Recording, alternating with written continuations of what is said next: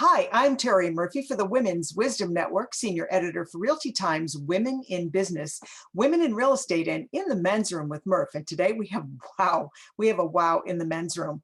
His name is Reef Karim. You know, rarely do you see a scientist and a performing artist on one stage, let alone in one brain, but that's him. He's an academic by day, creative by night, and he specializes in connecting our cognitive and our creative minds to teach entrepreneurs, which almost every one of us, professionals, creative leaders, all those people with divergent thinking. Think about that. Divergent thinking, creative disruption, and the originality of activation for high performance professionals in business and life. Welcome, Reef. Well, thank you for having me. I appreciate it. Well, I wanted to give a little context to who you are.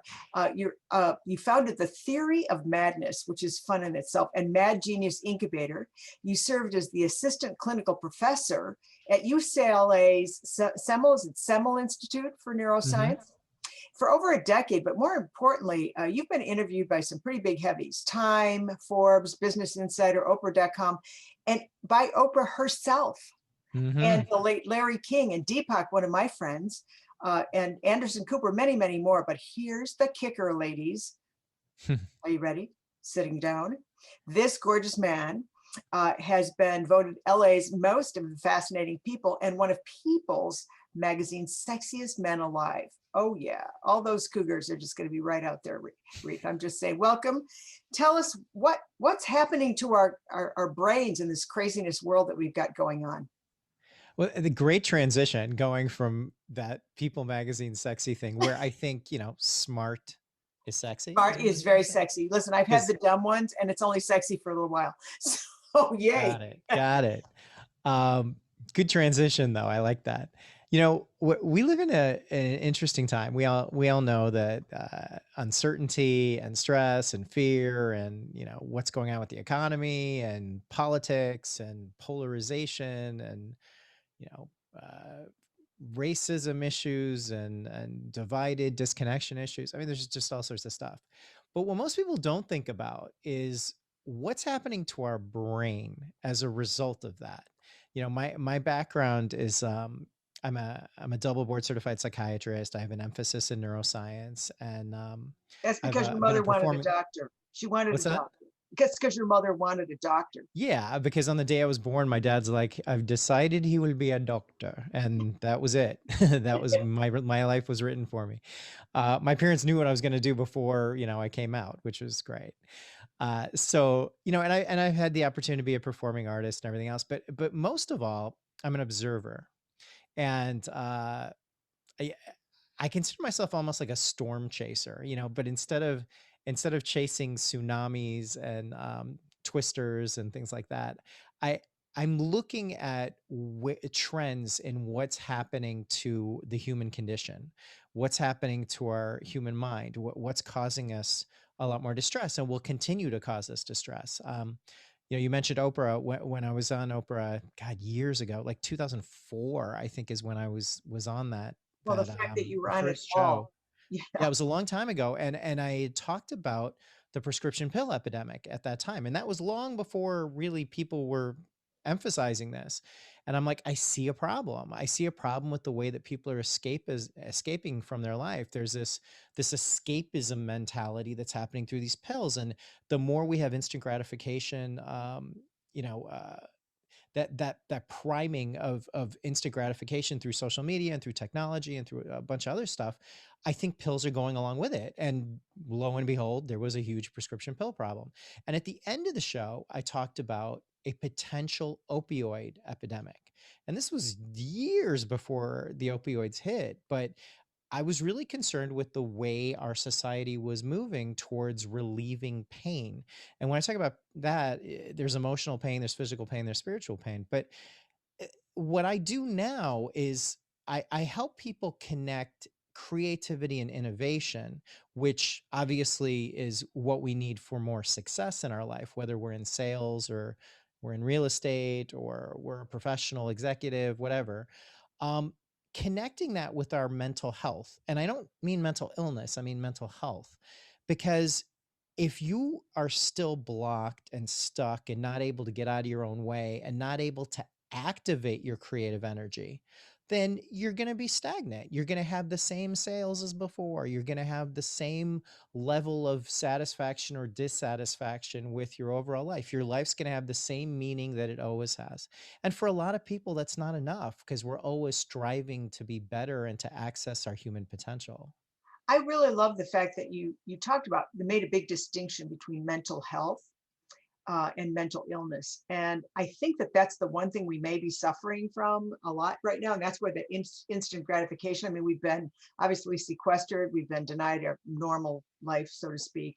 And yet, Mhm. if you don't feed that mental part, as well as the physical and the spiritual part, yeah, that stagnation comes in, then you get depressed. I mean, there's a whole lot of things that go with that. Well, you talk about the mind is often misunderstood. And what are their three myths about the mind? I thought that was an interesting aspect. Yeah. So, in looking at mental health, we're looking at human pathology and we're looking at human potential. And everyone focuses on the pathology part. And they're like, oh, there's a lot of fear right now. And that fear is causing everybody to have PTSD and ADHD and depression and psychosis and this and that. And there is a small percentage of the population that suffers from that. And listen, I ran a treatment center. I've been an assistant professor. I've done research on all of this. I get it. I totally get it that there is a percentage of people that suffer from that. But there is also a large number of people that are not accessing their potential and they're stagnating and they're stuck. And everyone's looking for a quick fix. It's like, what's the quick fix to this? And we saw, I don't know if you remember the movie or your audience remembers the movie like Lucy or Limitless. um, there's all these movies about you take this pill and everything's going to be better and you're going to access your entire mind and we're only using 10% of our mind. And that's the first myth. No, we're not just using 10% of our mind. Look, I have a brain right here. I prepared this brain for you for this. I'm so grateful. This is an actual real, like this thing is heavy. I wish I could give it to you through the camera, but I can't. Um, this is a heavy brain. And to imagine that we're using just this little edge right here and the whole rest of it we're not using is insane. That's crazy. We're not just using 10% of our mind, we're using all of our mind. But when you're not accessing your full power of your mind, your full abilities, it's because you're not as connected as you need to be. Ah, There's an interconnectedness of our neural networks that I mean I can get into all the neurobiology, but that's what's diminished.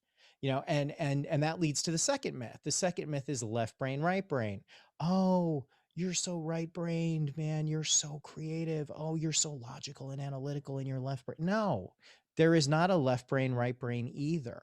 There is an interconnectedness between hemispheres, but additionally, there is an overall, I call it collateral neurocircuitry that's happening in our minds, whereby it's not just left brain, right brain, it's how you're connecting all of your neural networks. For example, in creativity and innovation, there's our brain's like a soup. It's really messy and there's a lot going on. But there's three primary networks. There's the default network, there's the executive network, and there's the salience network. And there's a lot of research behind this, and a lot of people have talked about it.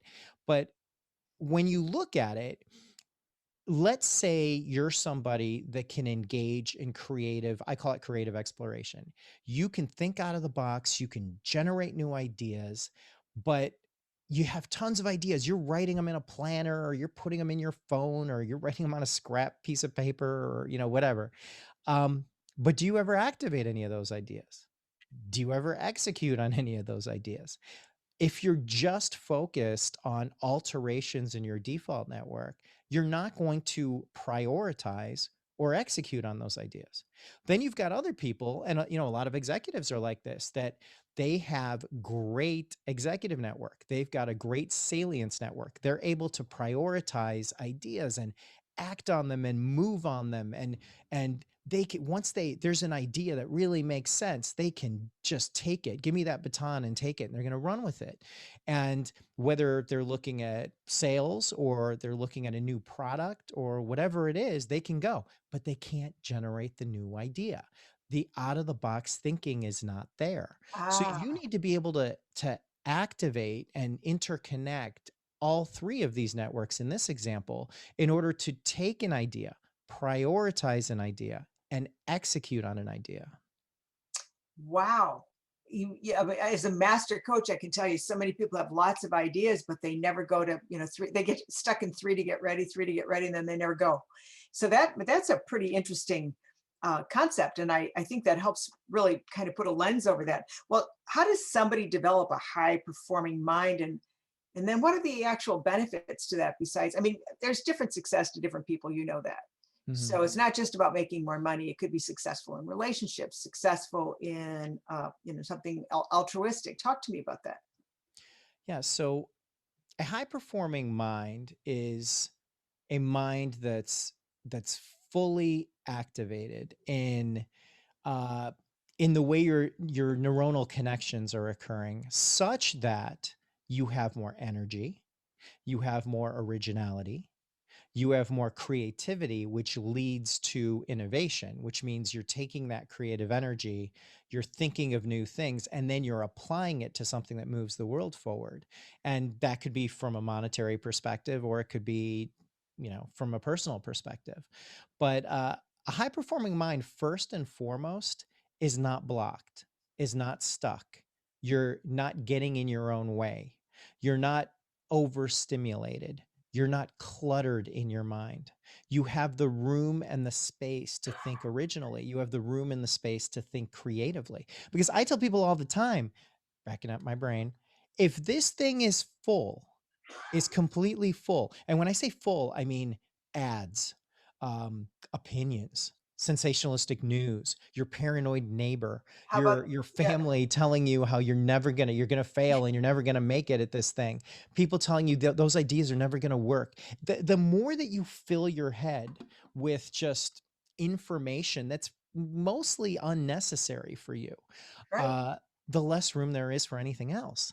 And so, if you want to envision something new, whether it means reinventing yourself or it means, developing a new way of selling real estate, a new way of building this startup, a new way of building a nonprofit. That requires envisioning, and to envision something means to be creative enough to see something that isn't there yet, and having the room in your mind to be able to create it. And then when you connect that to your originality, because let's be honest, I mean, we live in an epidemic of conformity right now. And the more stressed our brains are, the more we go into our conformity mind. Um, when you can connect that to your unique journey, your unique originality, your energy or an inner wisdom of yourself, that if you drown out the noise, you hear a little more of what you want. Then you become energized, because that originality and creativity combination causes you like more energy, and you can channel that energy or harness that energy to be more motivated towards this thing you want to do in the world. So when I talk to people about a high performing mind, it's creativity, it's originality, it's clarity, and the last one is it's courage, because it takes a lot of courage to differentiate yourself from other people.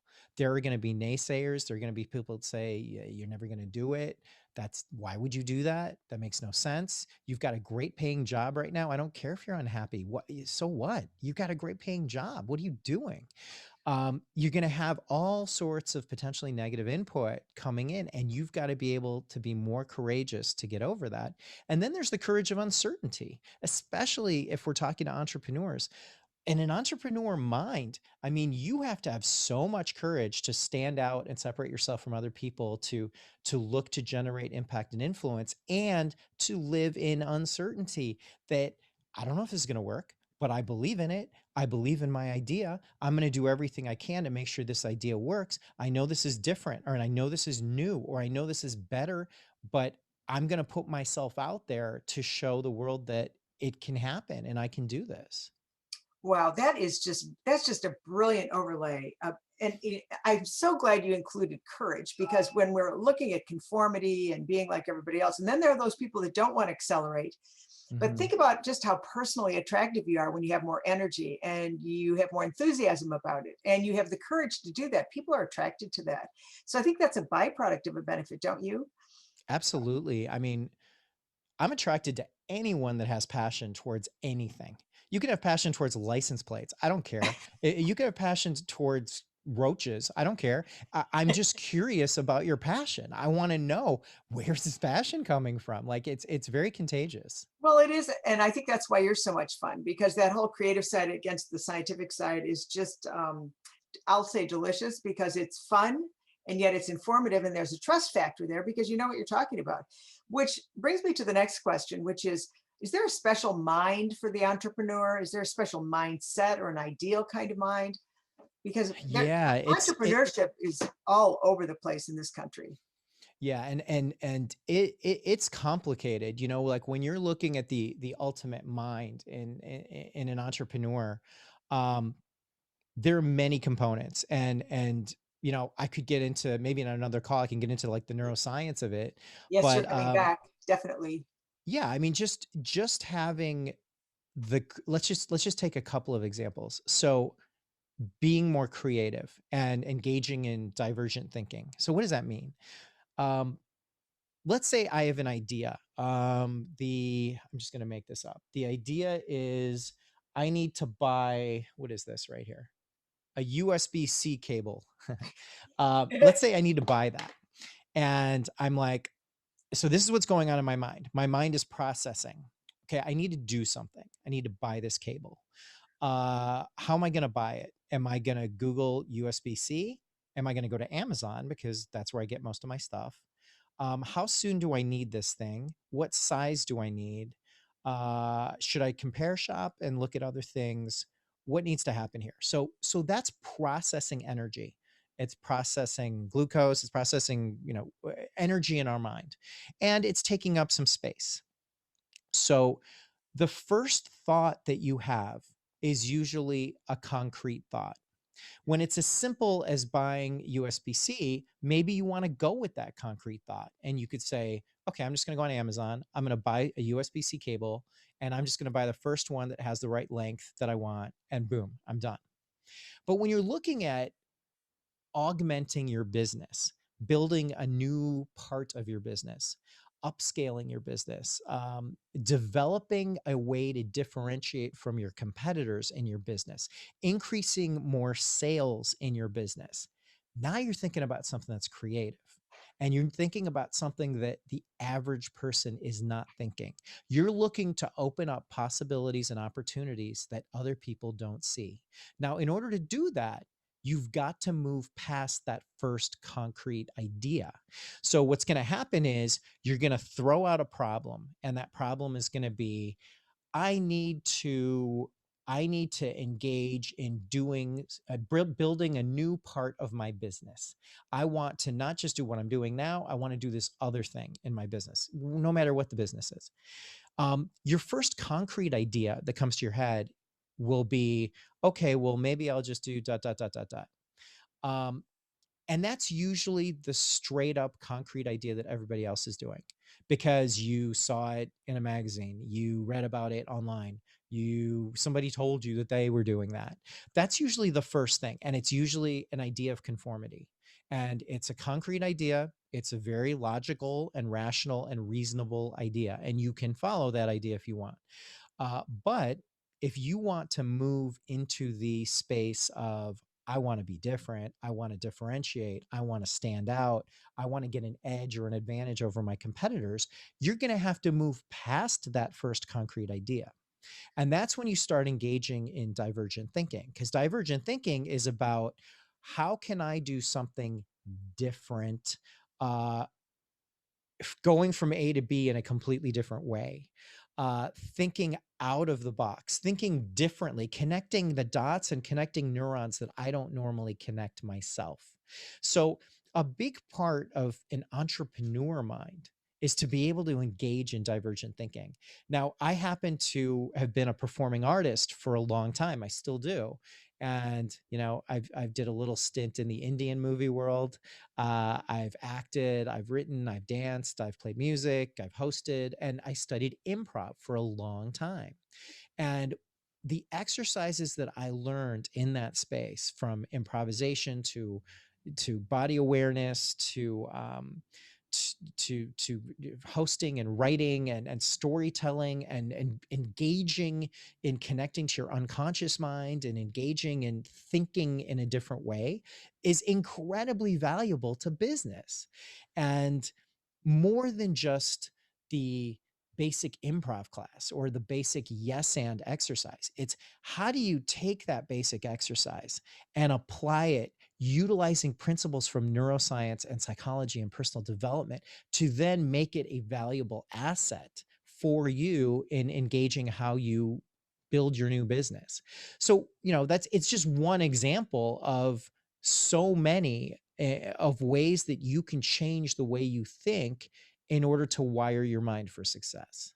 Wow. So that tells us a lot why so many businesses fail, Mhm. because of the lack of that whole process. Well, you talk about executive presence. I mean, you literally coached and consulted with some of the top huge names, which we won't mention here. But I mean, clearly, if you're talking to Forbes, you've got something to say. But what is an executive presence, and how does that really help me in business? The best way to describe executive presence, I mean, we've all been there. It's, you see somebody who walks into a room, or you see somebody who walks onto a stage, and I don't care who they are. It's not about appearance. They could look frumpy, they could look homely, they could be underweight, overweight, male, female, tall, short, doesn't matter. What matters is, the minute they start talking and you start listening to them, you're like, whoa. Well, Oh, this is going to be good. What is going on here? And there's a way of capturing people's attention, and it's not based on, you know, a booty shot on Instagram. It's it's based on your executive presence, your presence in meetings, your presence on stage, your presence when you walk into a room, your presence on a date, your presence everywhere you go. And presence is based on a connection between energy, originality, and creativity. Because when you have the cognitive flexibility to shift, and you're so in the moment, and you're improvisational about what's happening in the room. I used to, just a quick aside, I used to, I wrote a relationship book back in years in my old life. And right. and one of the things I talked about is, you have to be able to create an experience in that moment wherever you are. You could be on a date, you could be at a restaurant, and the waiter drops a plate. And if you can acknowledge that improvisationally, when you're in a meeting or you're on a date or whatever, and that becomes a part of being in the room, being in that moment and creating an experience in that moment, it's so fresh, it's so attractive, it's so interesting that you can engage that. And it's a great talent to be able to improvise on the spot like that.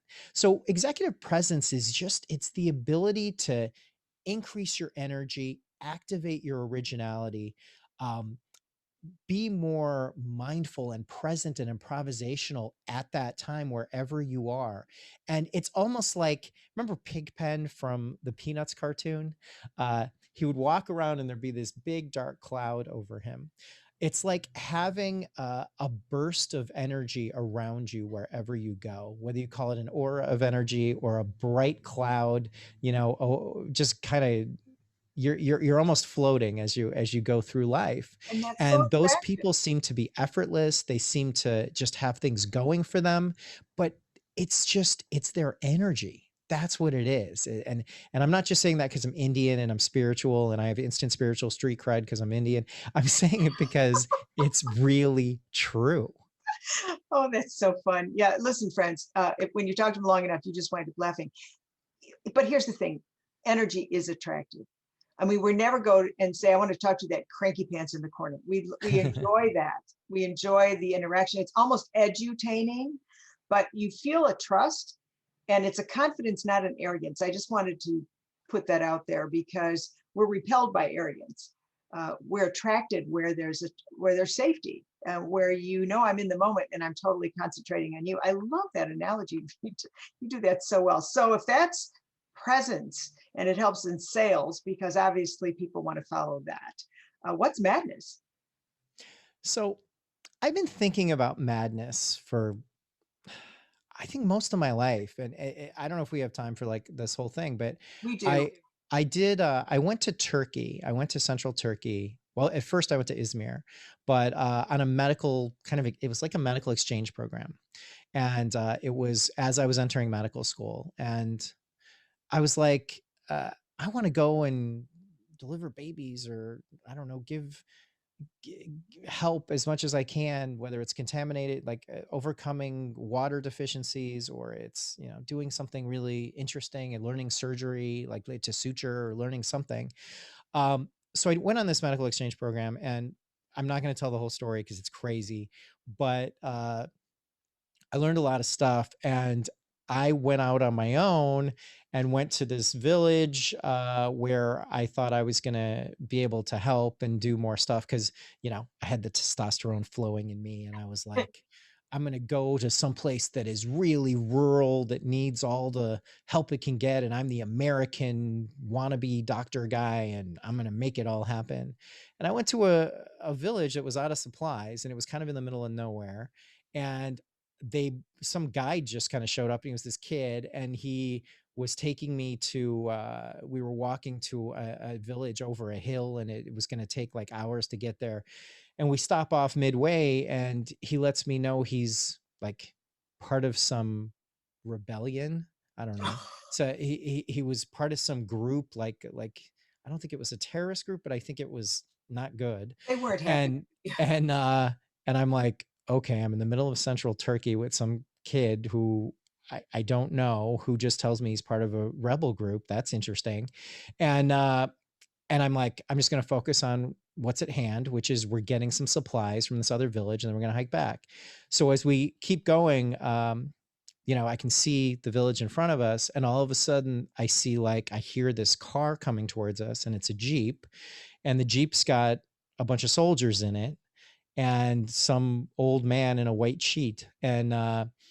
And the soldiers pull up, and they hold a gun, an AK-47, up against him, the kid, and another one is pointing a gun at me. And I don't speak Turkish, and I'm Oh, freaking out.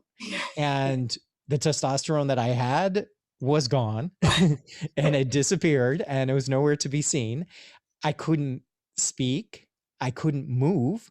Like when people talk about being paralyzed by fear, I felt it. I know what that feels like. I couldn't do anything. I couldn't open my mouth. I couldn't say anything. And my fate was in this kid's hand, because what he said is basically who I am, because I can't defend myself. So they started screaming at each other. They started yelling. They pushed him around. Then they all looked at me, and all I heard from him was American. Now, sometimes that's good and I sometimes was that's just going to bad. say, was it Yeah. a good time? When you're overseas, you never know on Yeah, that one. You're yeah. rolling the dice there, but I'm very proud to be an American, but that you're rolling the dice. So apparently that was good at that Oh, moment. oh, And yay. so they took this kid in the Jeep and took off, and left this old man in a white sheet sitting on a rock, and me. And that kid was my guide. I don't know how I wasn't paying attention. I didn't know what we did to get where we were. I didn't know anything. And now I'm like, I'm young. I'm like in my early 20s maybe. And I don't know what I'm doing. And so, and I'm like, okay, there's this old man in a white sheet. He's sitting there. He doesn't speak English. What am I going to do? So I'm like literally circling, trying to think about what I'm going to do with my life at this moment. And if I'm okay, and if I'm safe. And the old man in a British accent was like, are you doing okay? And I'm like, This this is guy too speaks funny. English. And I'm like, no, I'm not. I don't know where I am. I don't know what's going on. He's like, come over here. And so I sit next to this guy, and his English isn't perfect, but it's more British than it is anything else, which is super weird. And I sit down next to him, and we just start talking. And the guy was a Sufi mystic leader, and he was like a philosopher. And I don't know if you know, like Rumi, the poet, I do. but similar vein. Okay. Like it wasn't him, obviously, but it was a study. Somebody who studied and all of that. And he starts talking to me about all this stuff, and it's deep. It's like I wish I had a recorder. It was like super super deep. And I remember one of the things he said was, if you don't cleanse the well of your soul, you'll drown in its contaminated waste. And I Wow. was like, Okay. like a Okay. cartoon, like my head was spinning. And he also said something about, the energy within us. Something about I can't even remember exactly what he said. It was something like the energy within us uh, can be destructive or constructive. And Eh, so now imagine 20 years goes by and I lead my life, and I do a bunch of dumb things and a bunch of good things, and I try to be help as many people as I can. But in the back of my mind, every once in a while, his words would pop up. I have no idea what happened to this guy. I spent literally, I don't know, 15, 20 minutes with this guy. But can continue to hear the you can contaminated waste, cleanse the well of your soul, the energy, like I would think about it every once in a while. And one day it just hit me, and it hit me. I was running a treatment center here in LA, mental health and addictions. And I published in some journal, and I was doing some other stuff. And I'm like, the the energy of duality. It's a dual energy. It's one energy that drives who we are and determines our fate by how we utilize that energy. So the energy that we have to move towards creativity and originality is the same energy that we can waste and exhaust on living in the past, our limitations and past conditioning, our stress, our chaos, our cluttered mind, and our overstimulation. That literally, it just kind of hit me that the more we engage in overstimulation, in chaos, in not Caller for releasing Little Boy Big Suit office. the past, in conformity thinking, in in all of these things that occupy our mind and are truly destructive in our mind. The more that we do that, the less we have to envision a better life. The less we have to grow, the less we have to do anything different with our life. And then we end up in this world of conformity, often leading our lives for other people. And I'm a prime example of that, because I literally became a doctor because my parents wanted me to. But the good part is I've had enough experiences in my life to say, okay, that was my foundation, but what do I really want to do now? And I was able to utilize that as a foundation to grow from it. So these guys' words, his words just kept going. And then I'm like, okay, I get it. It's one energy. And in my mind, that energy is the word madness. Madness is that energy. You can succumb to a default of madness energy, which is chaos, living in the past, thinking about the barriers and the limitations that other people put on you, unfair, unjust things that have happened to you, and continue to live in that space and in that state of mind and in that energy, allowing influences from people that want to sell you stuff, ads that target your pain points and your insecurities and your vulnerabilities, other people's opinions that stir you up. You can use all of your mental space in your head on all of that. or Or you could be the gatekeeper of your mind, and you could determine what you're going to let in and what you're not, and leave the room to envision something new, to envision a better life, to envision more creativity, more innovation, and more originality. So you're doing and living for the way that you've always desired. You're following your inner wisdom that I think every one of us has, if we drown out enough of the external world to be able to hear it. boy, that was a beautiful transition from madness. So that sounds to me like when you control basically what you're taking in, what you're focusing on, that goes to mad genius because you speak about madness versus mad genius. Yeah, so I first talked about this theory of madness, and I'm going into it in a much deeper way in a white paper and some other stuff, but that's the essential concept. When you've put it all together, like you're just locked and loaded with creativity, or you're tapped into your creative mind, you're innovating and ready to move the world forward through whatever it is that you're bringing to the world. um, when you're original, you've activated your originality. I have a whole thing on this, but Well, um, we're going to have to do something on that one. yeah, the 7 components of originality and what you need to do to activate that. But when you've activated that originality, you're in your creative mind. You've connected your cognitive and your creative mind. You have mental clarity, and the mental clarity does not come easy. It's you got to work on it. And I've built an entire program on just mental clarity. When you have mental clarity and creativity and originality, and then you sprinkle in a big component, which is courage, and you've added courage to that, then you've started thinking like a mad genius. Oh, and And that's a yeah. isn't that cool? Now that brings us to something I want to talk about, and that is that you have an upcoming event, the Mad Genius Advantage. Mhm. So this is a big event. You've got some top people. You've got 8 of the most impactful leaders of our time in fields, uh, about 7 or 8 different fields. Tell us about this upcoming Mad Genius Advantage. Yeah, so I believe so much in this that I literally left my old life to do this. I mean, my old life was, being a doctor, running a treatment center, being an academic, publishing Being all on that stuff, Oprah, as I that guess as too. a part of that. Yeah, and I looked at where the world was going, and I looked at the way I was going, maturing or changing in my life, and I felt like I want to be able to help people to expand their mind, to open their mind, to be more original. I think if we're more original and more creative, we're more connected. We're more connected to ourselves. We're more connected to the external world. We're in our own unique way, and we're more connected to each other in a disconnected world. So, to me, I want to see a world of people expressing their mad genius.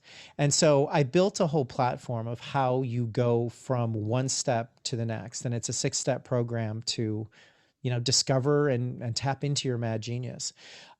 So I brought on 8 great impactful leaders, some of the biggest leaders of our time now, in various disciplines. And I've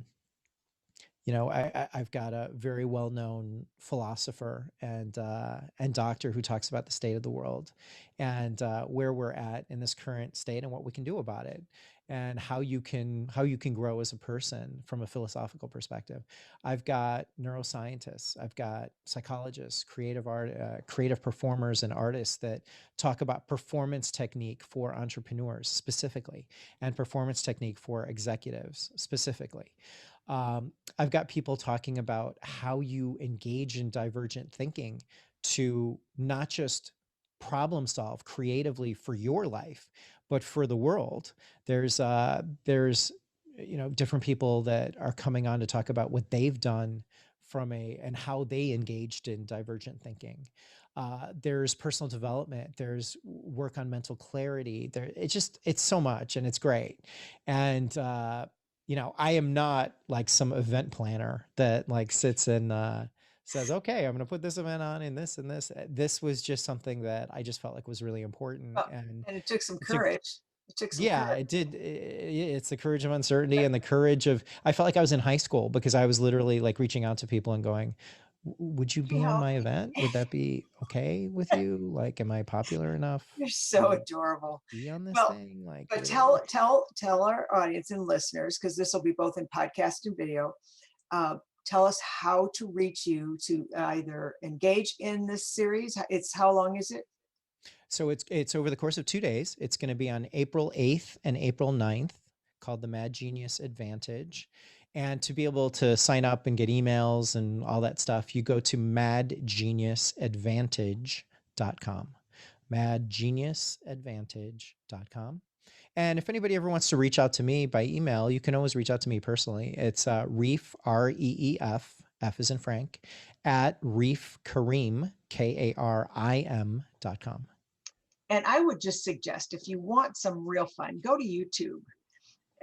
And I love your analogy of the boy band.